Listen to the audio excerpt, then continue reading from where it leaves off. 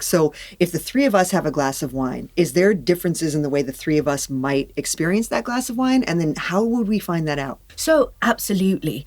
All of us are genetically different. And actually, interestingly now, there is a way of measuring it.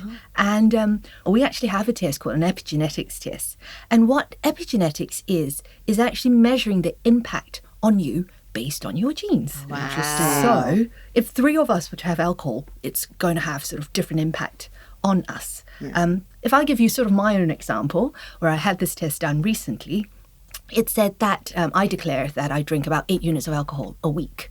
And the test showed me that that's equivalent to 1 unit of alcohol only. Party! It doesn't mean I've got the green light to go and drink.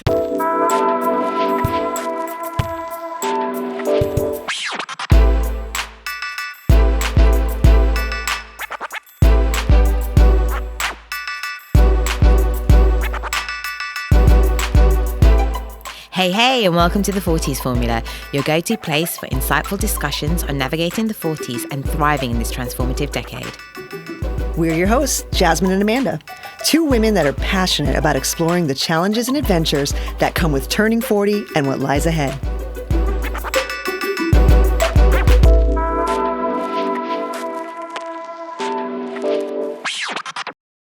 Our main topic for today has been the elephant in the room for a few episodes here on the 40s Formula, but today we're attacking it head on, the role of alcohol in our 40s, on our health, on our longevity, and on our mental health. And we are honored to have Dr. Fung, the Director and Chief Medical Officer for Osler Health, with us today to give us the straight talk that we probably all need to hear. So welcome, Dr. Fung.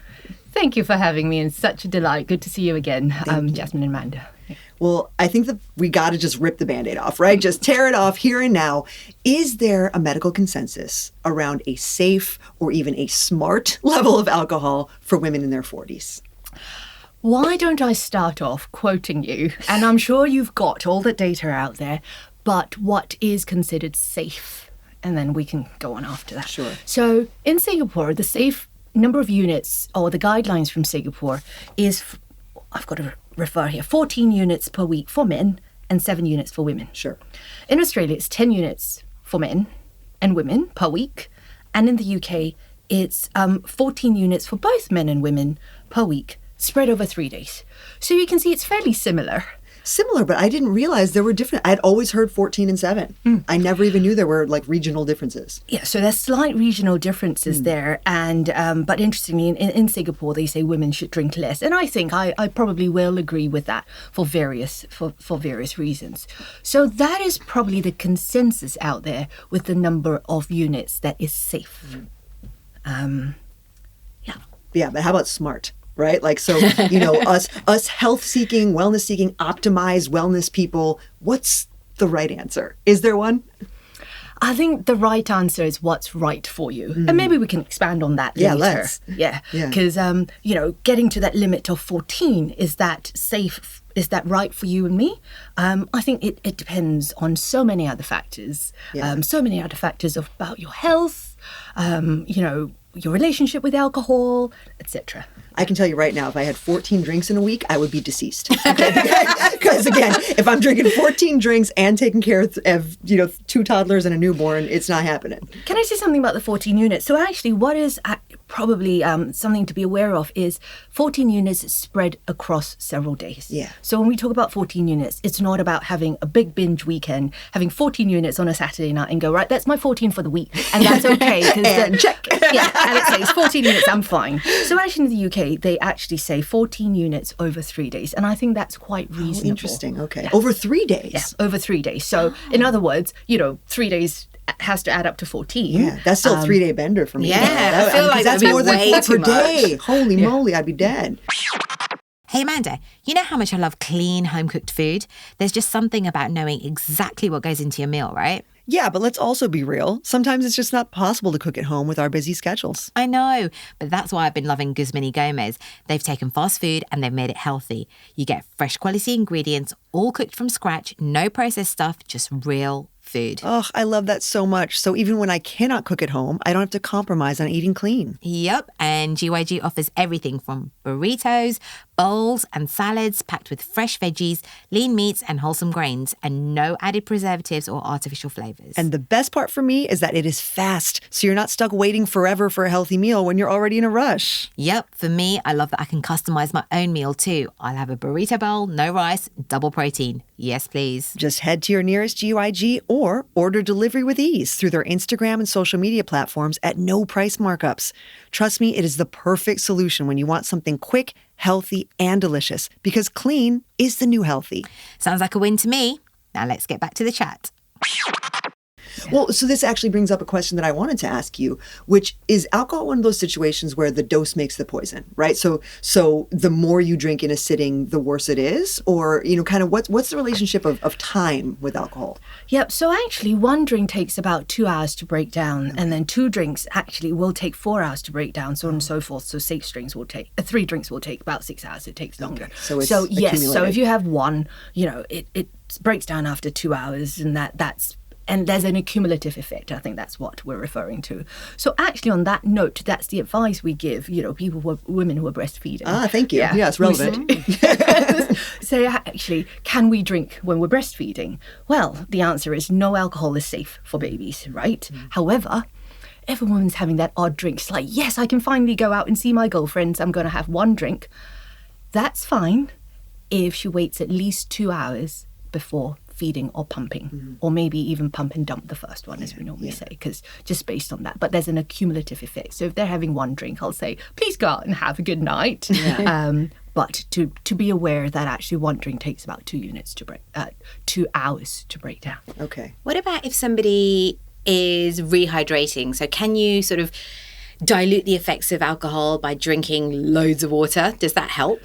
I think we wouldn't say that's necessarily diluting the effects of alcohol, but absolutely pacing that. So have a drink and then maybe water in between before having the next drink. So it allows your body to rehydrate to take the next drink. Because alcohol, when we look at how it actually works, can dehydrate you. Right, so we don't need to go into that sort of science about it, but it does dehydrate you. As we know, it makes us pee more, a hell of a lot more. So if we rehydrate, we get us back to that sort of that state where we're able to sort of process that. So yeah, I think rehydrating would help. So rehydrating helps, obviously 2 hours per unit of alcohol per drink. Then is there we were talking about this off air, I say I always feel better if I drink earlier in the day. So like, let's say I have a glass of champagne at a brunch, I'll feel better the next day than if I have a glass of champagne at dinner. Is there anything to that, or is that just my weird No, absolutely. Absolutely. You're right, Amanda. All right, thank you. One vote for day drinking. Because it takes a couple of hours for the alcohol to break down. And we know the impact alcohol has on sleep.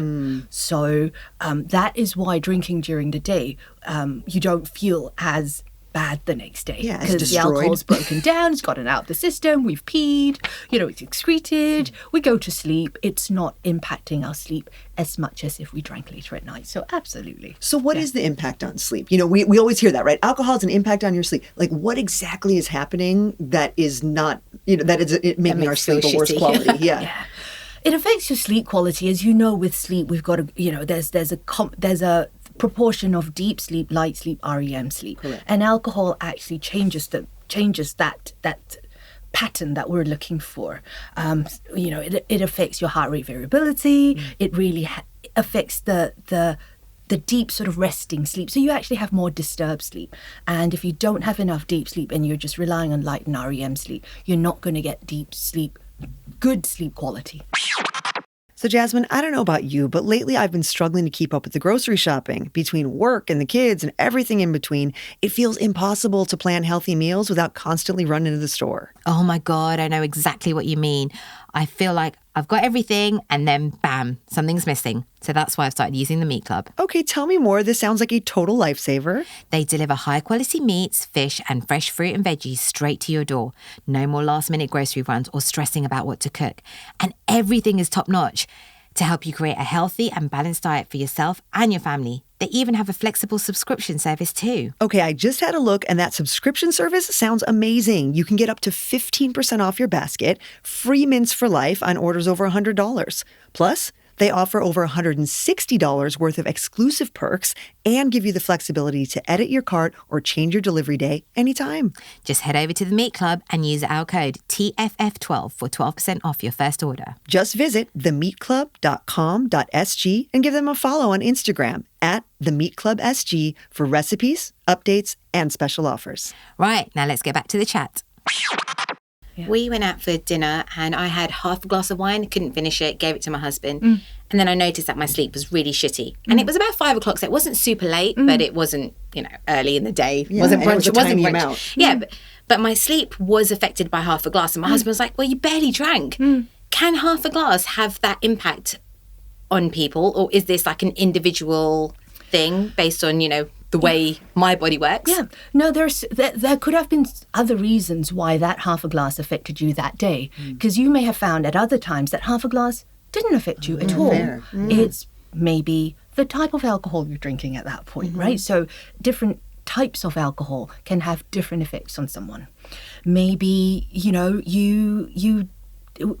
what you ate that day, It was an Indian and I did go and do a spinning class right before. Exactly. So. Or, the state of our gut health. Yeah. What is our gut health like? And so it affects the absorption of alcohol.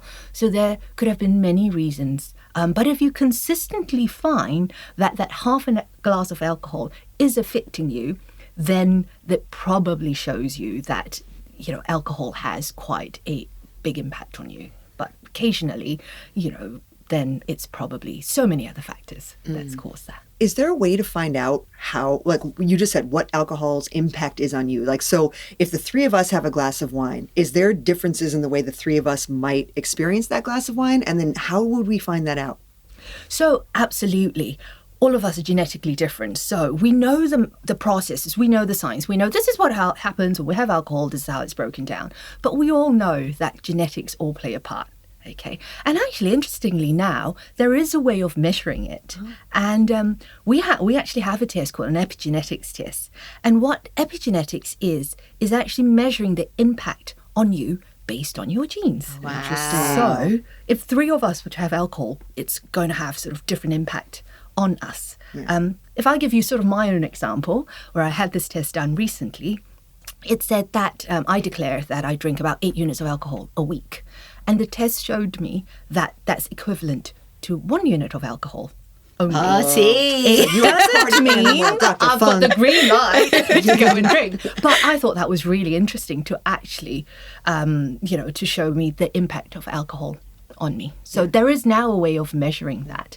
And it's really important to know that, this impact is quite individualized. Yeah. I mean, I'm German Polish, so I'm pretty sure I have the highest tolerance of all time. I mean, based on my genetics. Well, I'm jumpy, and apparently we're meant to be the big drinkers as well. But again, my real life does not reflect that. So anywho. Well, and you mentioned earlier about like we all know kind of the process of metabolizing alcohol. I actually don't think we all know. Like I would say that there's like a lot of confusion about, we take that first sip of alcohol to the point where it's out of our body. What is happening in between? How does alcohol get out of our body, right? We know it's a toxin, but how? Yeah.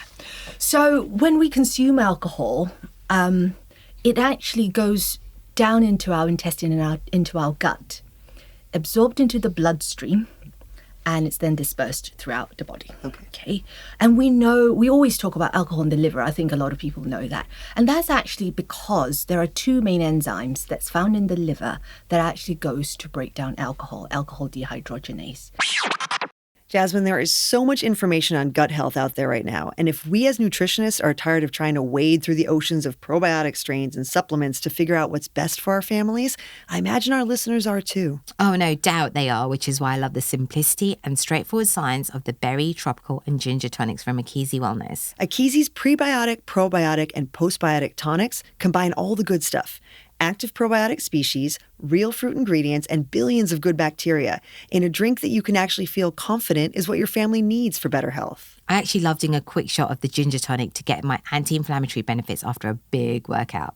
Oh, and my kids will definitely love the sweeter tasting berry, which I love since they get all their polyphenol, brain, and digestive health benefits. For me, it's all about that mango, passion fruit, pineapple, tropical tonic, packed with antioxidants and beta-carotene for my immune system. It's actually amazing mixed with some sparkling water as a healthy, tasty mocktail at the end of a long day of recording in studio. Our Singapore listeners can get an exclusive 15% off and free shipping with all orders using the code Forties on AkiziWellness.com. That's Akizi Wellness, AKESI Wellness.com. And now, back to the show. So incidentally, there's genetic variation with the amount of alcohol dehydrogenase enzyme that each person makes as well. So being Chinese, we tend to have less alcohol dehydrogenase, and that accounts for why you notice that we flush more when we drink alcohol. So that's the reason.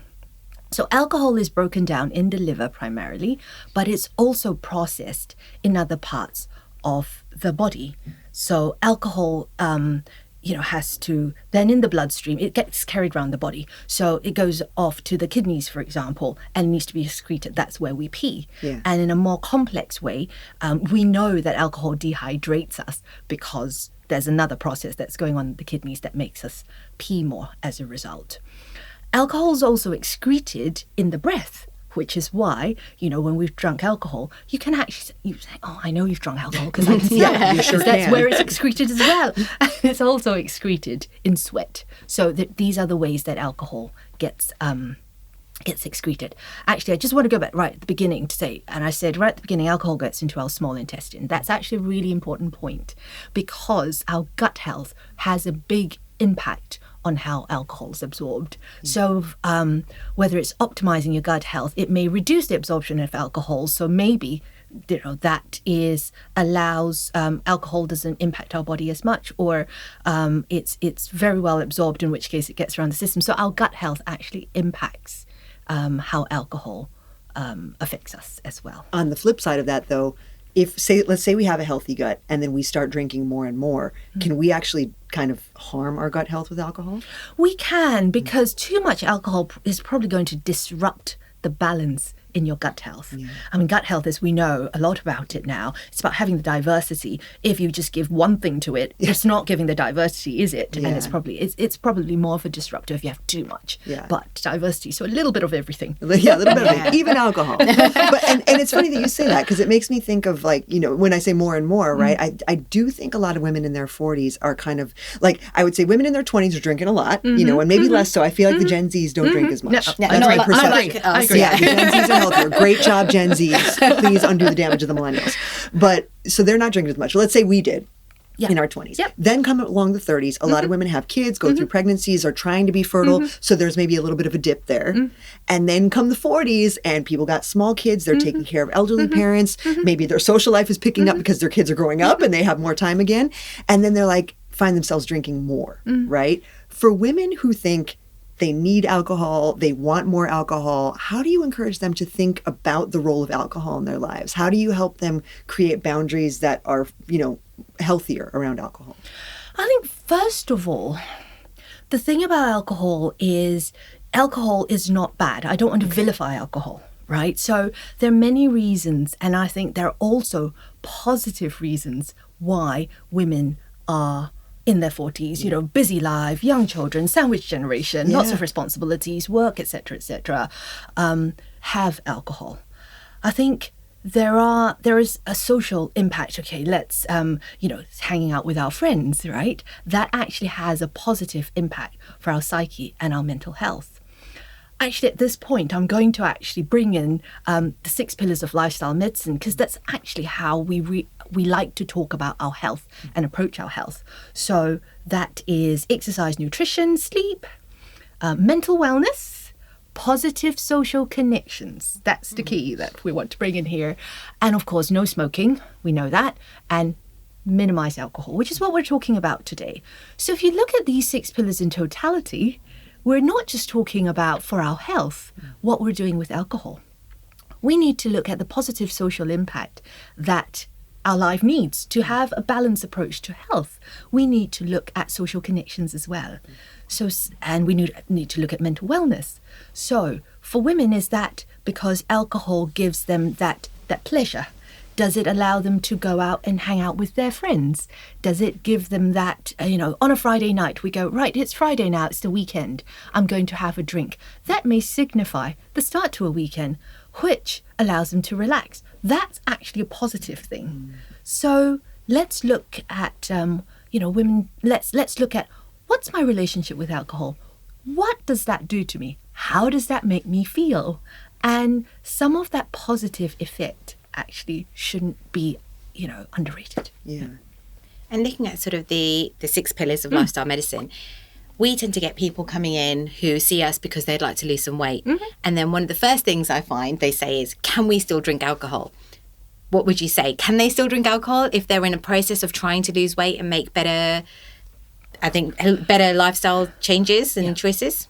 I think certainly we know that alcohol can impact one's weight. Okay, so if the focus at this point is weight loss, I wouldn't say no alcohol, but look at how much, let's start with looking at how much you're drinking. If you are drinking 14 units, then definitely, if our focus is weight loss, we do want to look at cutting down. But if you're only drinking a unit a week, and because that's your Friday night of giving you that balance to your week, then that's not going to have the hugest impact cutting out that Friday night wine if you're trying to lose weight. So, but yes, alcohol can impact weight. It does actually, can make you gain weight if you drink too much alcohol, depending on what you drink as well, right? Yeah. So if the focus at this point for your health is weight loss, then yes, we should actually be looking at how much alcohol you're drinking. I also find that sometimes when you drink a little bit of alcohol, your inhibitions come down. You're like, oh, I'll just have those chips. Maybe I'll have that dessert today. Yeah. Or maybe you black out and forget those things. Meaning you just kind of gloss over those details after you've had a drink. So then it just comes back to, I guess, your relationship with alcohol and how it makes you, I guess, make decisions post that drink. Yeah. Yeah. No, and absolutely. I think if that's happening occasionally, I think I wouldn't be too hard on yourself. Yeah. If that's happening once a week, Yeah. and this happens regularly, then maybe we'll take a step back and go, okay, yeah, it's making me happy and relaxed and all of that. But what else can I do that's going to give me that same joy? Yeah. And I'm not saying cutting it out completely, but what else can we replace it? There are some people who go, it's all or nothing, right? Yeah. So we're going to have to cut it out completely because I just can't do the let's moderate that. And maybe that's what they need to do for a little while, to just reset things and maybe go back to it again, or maybe not. However, it's what's your relationship with alcohol? What is it doing to you? What does it, how does it make you feel? Yeah. I've got a client who finds that every weekend it goes downhill and every Monday it's a restart. And it's stuck in this loop of restarting again on a Monday, restarting again on a Monday. And it usually coincides with having a drink on a Friday because, and then it all kind of goes a bit downhill. So there seems to be some kind of, I guess, not issue with the relationship, but there's more to it, like Absolutely. The alcohol is almost like the starting point, which leads to an all or nothing approach. I think for that person is, right, let's try it. It's every Friday. But if we can actually have one Friday, every other Friday, and actually that odd Friday, you go, actually, I'm fine not doing that, then that's okay. But if you find you're getting to that next Friday and you go, I must do that and I'm going to do that, that's when we need to start to look at why, what is it? What else can we do? Yeah. I was listening to a podcast yesterday. It was actually Modern Wisdom, Chris Williamson, and he was basically saying, when you are doing something which is bad for not bad for your health, but which may be becoming a habit, try not to do it 2 days in a row. So you have to then think about, if I'm having it today, I won't have it tomorrow, but will I need it the next day? Or I'm going to need it on Friday. So maybe what I should do is not have it today and tomorrow so that I can have it on Friday. And I guess that's a really good way of looking at it. Yeah, that is a wonderful frame. And I think that's an adaptation of the James Clear idea from Atomic Habits, which is you can miss a day. But you missed that second day, and now you're making a vote in the wrong direction, right? It's like everyone gets a pass, but too many passes, and now you're developing the wrong habit. Absolutely. It's habit. How we know to get someone to do the right thing, habit. Let's get into, the habit of exercise. We need to do that repeatedly. So it's the same thing. So if you can actually make that conscious decision not to have alcohol, then I think you've got a fairly healthy relationship with alcohol. Yeah. Talking about that sort of long weekend as well. But if you're having that same weekend, you get to Monday and you're feeling guilty about it, that's also Right not there. healthy, right? Yeah. So That should be your first clue. Yes. Right? Maybe this pattern so is even not if it's serving you one anymore. weekend, but if Yeah. you get to that Monday and you're feeling guilty about it, that's often a clue that actually there's more to that, perhaps the psyche behind that. Yeah. And let's see why. Let's talk about it. Let's yeah. Well, let's kind of, turn that person into a different case, which is she can't stop. So let's say, it's every weekend and she actually can't pull back. How do you know when alcohol crosses the line and becomes something that's a little bit more dangerous in your life? Yeah, but I think certainly we talked about the person who has to keep going back to that, because alcohol does impact our brain as well. And it gives you, what it does is it actually gives you that pleasure, okay? And because we've got that reward and that pleasure, we want to go back again and again and again. So there are actually a couple of questions that you need to ask yourself if we're looking at if someone's actually addicted to them. So let me see if I can remember them. So if you have CAG, if you have a concern that you're drinking too much, and if you even think about that, then that's probably one of the first signs. If you get annoyed that someone's going, having another drink again, all right, that may be a throwaway statement, but it may be someone just trying to give you a little bit of hint. That's another sort of clue as to, whether you're drinking too much or not. Just trying to think what G is. CAGE. I'm loving this acronym so far. I'll find out what G This is. is Sorry, so I've just got a useful. mind blank. This is me in my 40s now. And E is called an eye opener, and that's the real one. If what we mean by eye opener is if you actually need that alcohol every time you open your eyes, or if you've had a big morning and you think, actually after the next day I need that alcohol again to get going, then that's not a good sign at all. Okay. And again, I think, like you said, the first little sign of I'm concerned, I think we've all felt that in not necessarily alcohol, but it could be whatever aspect of our life that we realize we need to change. When you start to have that little glimmer of concern about your own habits, that's the Absolutely. And if you do, just say it loud. Talk to someone about it. Sound it out with somebody. And if you have concerns about that, absolutely, just talk to someone about it. We were actually saying yesterday that even talking to yourself out loud, then you can hear yourself saying it. Haven't you found that? When you say it loud, it's different from when the thoughts go through your mind. right. Yeah. Absolutely. Well, and related note, right? Like you were mentioning, examine the role of alcohol in your life, see if it's, giving you concern.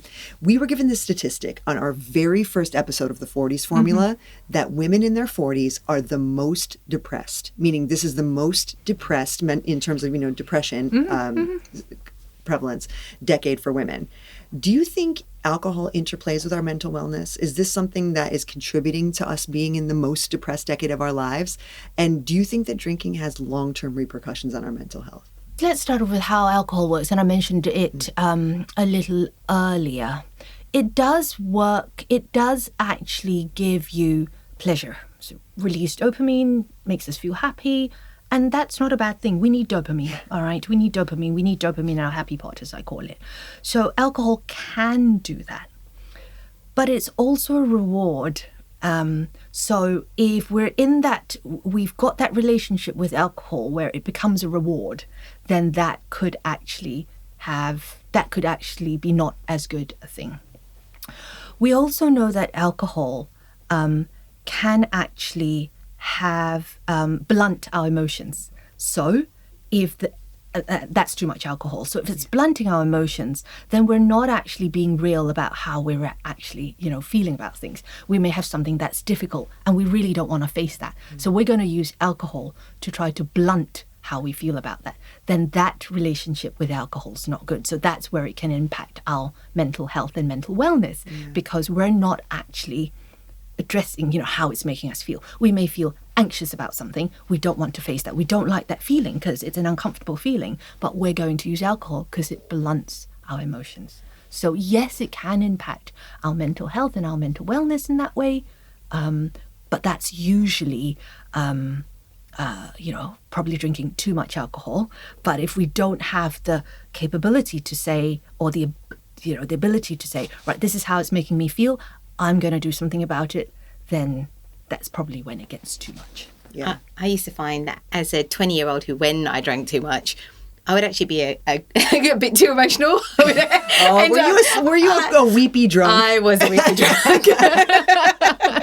Oh man, I've definitely. I think everyone has their drunk persona, which is different from the regular persona. You were the weepy one. I was the one who everyone assumed I was sober. But I was like completely, so everyone was like, "Oh, Amanda, you're the responsible one." I was like, "Am I?" Because I am so hammered right now. How did this fall on me? Yeah. But again, these were in our 20s. These days have gone. Well, thinking about the role of alcohol in mental health, the role of alcohol in healthy aging. Now, we were just reading yesterday about the role of alcohol with menopause. And Jasmin had come across a statistic that women who are low to moderate drinkers actually are associated with having later menopause, which I thought was very interesting, right? Yeah. Because you'd think, oh, no alcohol, right? That would be the healthiest way to go. What's the effect of alcohol on perimenopause symptoms generally, right? Or is there one? And then are there specific symptoms that are exacerbated or made better or worse with alcohol? I think certainly, I'm sure alcohol has an impact because it has an impact on, firstly, as we know, perimenopause, it affects our hormones, it affects our metabolism. So alcohol almost certainly will have some impact in that stage of life. We know one of the most common symptoms of menopause, perimenopause, is hot flushes. And we know alcohol can make us feel hot and flushed, because of the mechanisms of it. So almost certainly that would have perhaps more of an impact. Although I tried to sort of look up specifically to find out if there were any more symptoms or not. And if I can read these small words here, it can have so much impact. But what I wanted to say is it can, I'll just read some quotes if I can read here. It triggers their symptoms, while others find that it relieves their symptoms. Oh, that's helpful. like, Thanks, what science. do we do with that? Another quote, some menopausal women find that they're happier after one drink, and others found that they were more depressed. Basically, the point I was trying to make, the point I'm trying to make here is there are a lot of studies out there, and we know that the whole myriad of symptoms in perimenopause and menopause is so different for so many women. If you look at the number of symptoms, it's up to about 30 or 50 the last time. I think Dr. Tash said 70. 70, okay, it's 70. So it's a big number. It's not just 5. Yeah. So the impact it has on different people is very different, as you can see. And these are studies, but it's the impact it has on women is so different. But I think suffice to say, it is going to have some impact. But one universal impact that's said on here, it affects your sleep, I think we talked about earlier, that almost certainly is true. Yeah, and I think that's a huge takeaway for all of us because we all got to sleep. Yes. Very useful. Yeah. Well, Dr. Fung, we're coming to the end of our time for this amazing discussion on alcohol, but I would love to know, and I would love for our listeners to hear from you as a doctor, right? What is your 40s formula? What do you think that women in their 40s truly need to lead healthy, satisfying lives?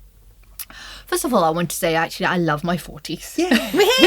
Yeah, we do. And I think, and it's a really busy season, right? We all know it's a really busy season. But actually, I think my takeaway and what I want to say is actually prioritize you and your health. And I'll do that by using the 6 pillars again of lifestyle medicine. Because here we're talking about healthy health span and healthy longevity. And that's the aim we all want in our lifetime. Okay, so healthy longevity, health span is living as many good years in good health. Yeah. Right. Yeah. So I'd say, prioritize you, prioritize your health, and look at your health using those 6 pillars. So it's not just about how much alcohol I drink, what my blood test shows, but actually look at you, look at exercise, nutrition, sleep, your mental health, where your positive social connections come from, and enjoy your health journey. I love that. Yeah. Health is wealth, all right? Absolutely. Thank you so much, Dr. Fung, for being with us today and having this engaging alcohol conversation. No, thanks for having me. My pleasure.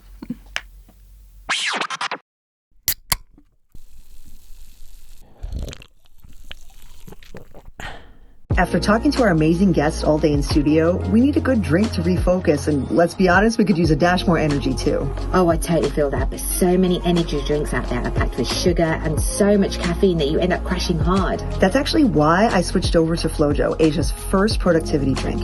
It hits the sweet spot for me between needing a little bit of a boost, but not wanting to chug a bunch of caffeine. And FloJo actually has 80% less caffeine than your average coffee with no added sugar. I also love that FloJo is a functional health drink. It has 7 organic nootropics and adaptogens, things like reishi mushroom for a stronger immune system and rhodiola for mental resilience. But the fruit and tea flavors are still light and fresh, not weird. FloJo actually helps me stay calm and in control. So when I get home after work, I can just be immediately present with my family, not all jacked up and jittery like I might feel after a later day coffee. Even better, they offer a 14-day money-back guarantee, so you can try it without any worry. And you can get free shipping when you order directly from their website at www.drinkflojo.com. Guys, you know how much we love coffee. And if you want to show us some love, you know you can get us one. Just visit buymeacoffee.com/the40s formula. Cheers. Before we go, please remember to hit subscribe and take a moment to support the 40s formula by leaving a review on your favorite podcast platform. Your reviews will help us to reach more people and allow us to continue to bring valuable content. It should only take a moment, and it's a free way for you to support the show. You can also stay updated with the 40s formula by following us on Instagram at the 40s formula, all one word. We share behind-the-scenes insights, episode updates, and much more, so please be sure to hit that follow button. We appreciate your time and support. Thank you for being part of this community, and we'll be back next week for more empowering conversations with inspiring guests. Bye. Bye.